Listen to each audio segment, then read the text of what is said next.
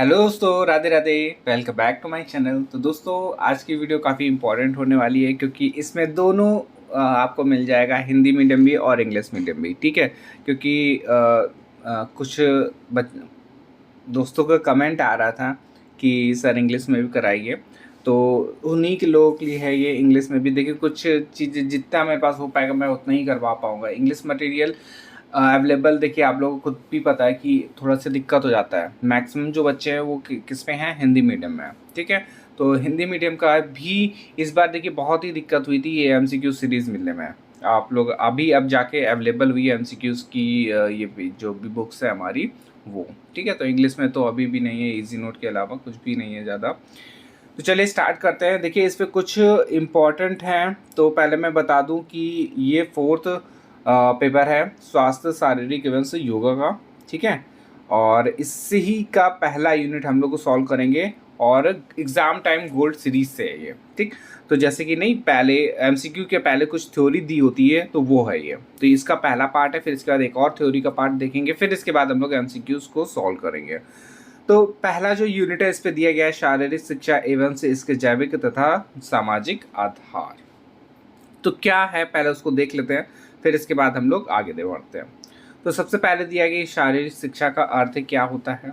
तो इसका अर्थ होगा कि शारीरिक शिक्षा उस शैक्षिक प्रक्रिया की ओर इंगित करता है जो उन गतिविधियों से संबंध रखती है जो मानवीय शरीर को विकसित और व्यवस्थित करती है। शारीरिक शिक्षा बच्चे के व्यक्तित्व के पूर्ण विकास और शरीर, मन और आत्मा की परिपक्वता के लिए शारीरिक गतिविधियों के माध्यम से शिक्षा है।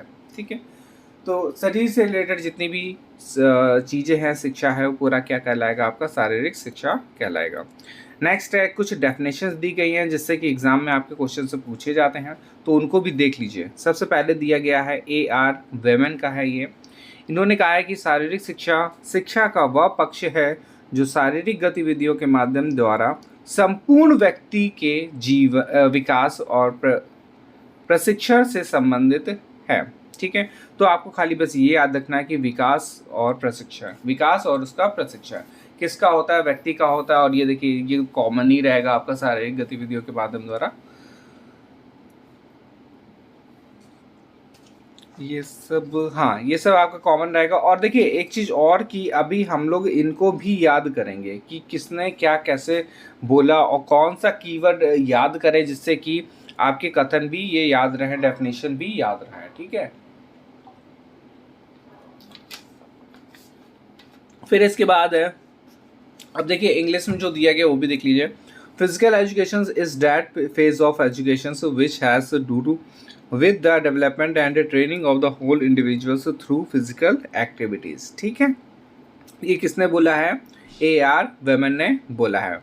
फिर इसके बाद आगे देखते हैं, और इस पे दिया गया है JF विलियम्स के शब्दों में। और इन्होंने कहा है कि शारीरिक शिक्षा मनुष्य द्वारा चुनी हुई शारीरिक गतिविधियां, उसके प्रकार और उससे प्राप्त प्रमाणों का जोड़ है। ठीक है, और इंग्लिश में हो जाएगा, physical education is the sum of man's physical activities selected as to be kind to the kind and conducted as to outcomes. ठीक है, ये किसने बोला है, JF विलियम्स ने बोला है। चलिए आगे देखते हैं। फिर है JB नैश, और इन्होंने बोला है कि शारीरिक शिक्षा वह सामान्य शिक्षा का वह क्षेत्र है जिसका संबंध शारीरिक व्यायाम और उसके संबंधित प्रभाव से है।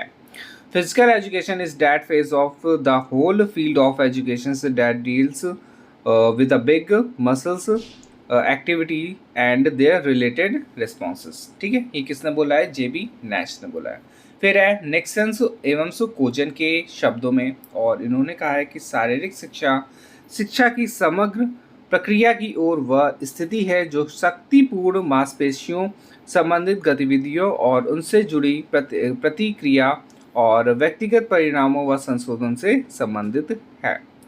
इंग्लिश में हो जाएगा, physical education is that phase of the whole process of education which is concerned with vigorous muscular activities and related responses and with the modifications in the individuals resultant from these responses। ठीक है, तो ये किसने बोला है, Nixon एवं cogen ने बोला है। ठीक है, अभी आप लोग 4 देखिए डेफिनेशन हम लोग देख लिए, बट अभी याद नहीं भी होगी। जो रियल है वो मैं बता दूँ, अभी याद इतनी जल्दी नहीं होगी, क्योंकि सिर्फ और सिर्फ हम लोग के आंखों से गुजर रही हैं कि हाँ ये हमारा डेफिनेशन किसकी हो गई, निक्सन एंड कोजन की हो गई, ये हो गई जेबी नैश की होगी। अभी मैं कुछ ऐसा बनाऊंगा, क्योंकि अभी देखिए याद करने में थोड़ा सा टाइम लगेगा, डेफिनेशन देखना पड़ेगा क्या किससे रिलेट हो रहा है। उससे मैं ऐसा करूंगा कि एग्ज़ाम टाइम में जैसे ही आपको ये आएगा कि हाँ ये मांसपेशियां संबंधित गतिविधियां किससे रिलेटेड थी, तो किससे हो जाएगा, निक्सन एवं कोजन से थी। तो ऐसे मैं अभी कुछ शब्द बनाऊंगा, क्योंकि तभी याद हो पाएगी ये डेफिनेशन, वरना फिर ये मान के चलिए 50% तक ही याद रहेगी, 50% भूल जाएंगे। ठीक है, चलिए आगे देखते हैं। इस पे दिया गया कि विद्वानों के अनुसार शारीरिक शिक्षा के उद्देश्य एवं लक्ष्य, क्या उनके लक्ष्य थे, क्या उद्देश्य थे, इसके बारे में देखेंगे। इसमें दिया गया है कि इस दृष्टि से शारीरिक शिक्षा के उद्देश्य को J.R. शर्मन ने इस प्रकार बताया है। सबसे पहला पॉइंट, अपनी क्षमताओं को समाज के अनुरूप ढालना।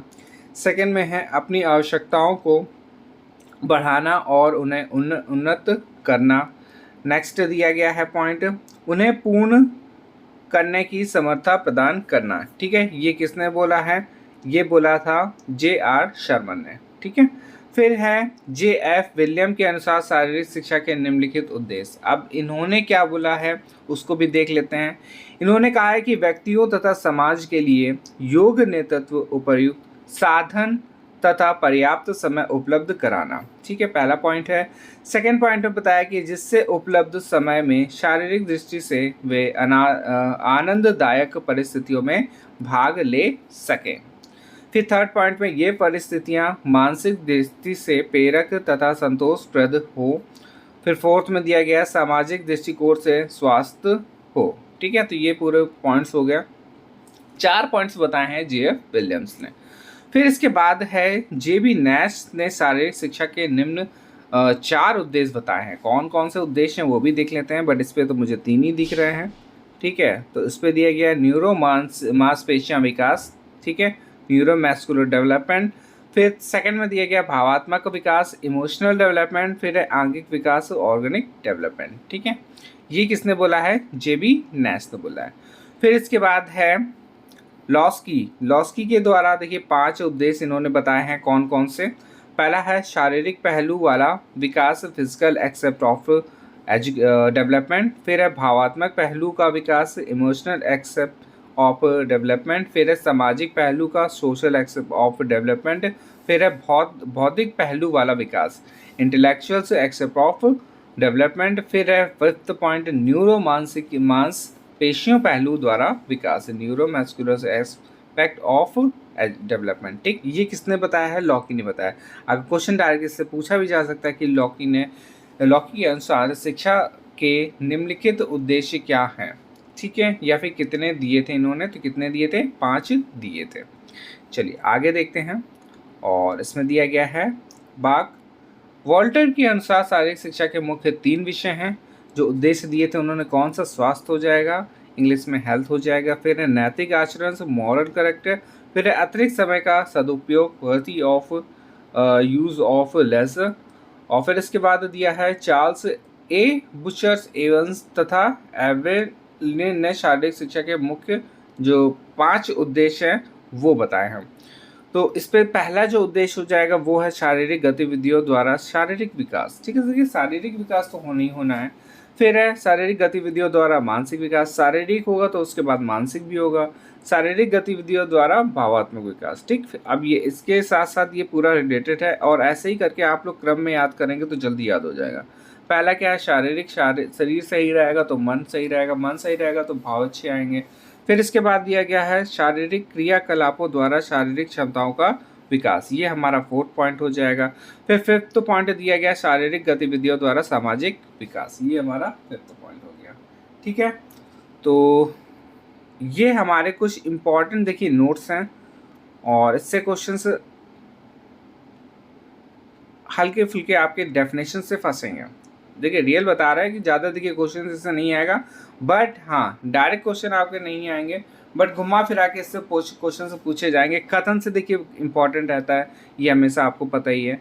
कथन के बाद आपके ये जो वाले पॉइंट दिए गए हैं, ये वाले पॉइंट, इससे आपसे ये डायरेक्ट पूछ सकता है कि कितने उद्देश्य दिए हैं, कितने क्या कैसे क्या बताया है, कौन सा पॉइंट बताया है, तो इससे क्वेश्चंस ये पूछे जा सकते हैं। ठीक है, बाकी ये 4 डेफिनेशन जो है ये काफ़ी इंपॉर्टेंट है, और थोड़ा बहुत मेरे ख्याल से आप लोगों को समझ में भी आ गया होगा कि कैसे क्या किसने किसने दिया है। ठीक है, तो इस वीडियो को हम लोग यहीं पे एंड करते हैं। नेक्स्ट वीडियो में जो हम लोग देखेंगे वो कुछ और इम्पॉर्टेंट रहेगा, जिससे कि आपके एग्ज़ाम में क्वेश्चंस फंसने के चांसेस हमेशा रहें। देखिए हर वीडियो में आपका एक क्वेश्चन बन रहा है, ये मान के चलिए। हर एक वीडियो जो भी मैं अपलोड कर रहा हूँ उस पर आपका 1 नंबर का क्वेश्चन हमेशा आएगा, 1 से 2 नंबर का भी हो सकता है।